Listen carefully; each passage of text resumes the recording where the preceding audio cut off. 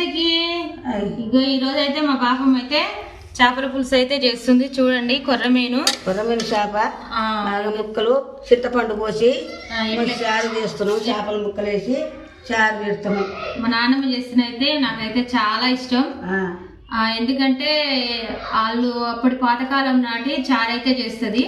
అందుకని ఈరోజు నానమ్మ చేతి వంట తినాలని చేపలు అయితే తెప్పించిన ఫ్రెండ్స్. చూడండి కొర్రమీను కేజీ నీట్గా అయితే కడుక్కొచ్చిన. ఇక వంట చేయడానికి అయితే రెడీ అయినాం.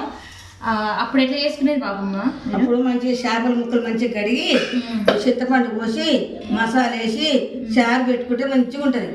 అవునా? ఇక మనకైతే కొంచెం ఆయిల్ వేసి చెయ్యాలి. కానీ బాపమ్మనైతే ఆయిల్ వేయకుండానే చింతపండు పోసి మసాలా వేసి చేపల ముక్కలు వేసి చారు పెడితే మంచిగా ఉంటది.